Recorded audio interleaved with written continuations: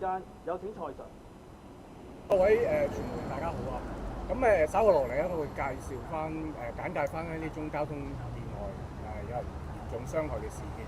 咁事件咧發生喺中午12:40啦，咁正正係一個食飯嘅時間。咁案發嘅地點咧就喺我哋身邊呢個林慶街啦，就美羅中心二期嘅停車場外面發生嘅。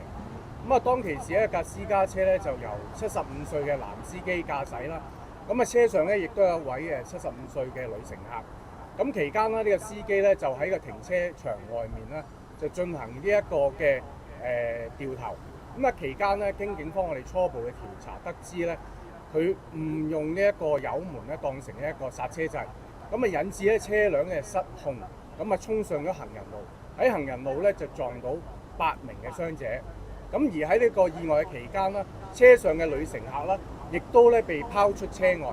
總共咧引致呢個事件有9名嘅傷者，係啦，9名嘅傷者，係7男2女，7男2女，分別咧就係年齡介乎18至到75歲，而頗為嚴重咧就係嗰名被拋出車外嘅女乘客，佢被拋出車外咧撞擊頭部啦，引致嚴重受傷。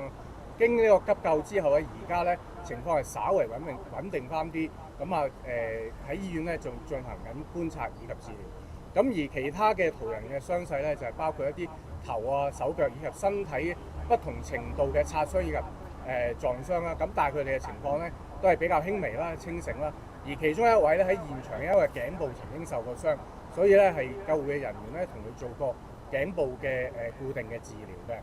而就着呢一個事件，我哋警方調查啦，初步嚟講咧就冇任何嘅刑事成分，但係咧就會循住一個危險駕駛咧，就引致他人咧受呢個嚴重傷害嘅方向去調查嘅。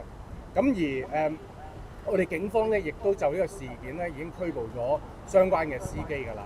而最後咧，藉着呢一個嘅機會啦，邀請咧如果有市民啦目擊啦，或者具有呢一個交通意外嘅資料啦，就歡迎咧致電我哋東九龍咧交通部嘅報案室啦，去提供資料嘅電話係36610277，36610277。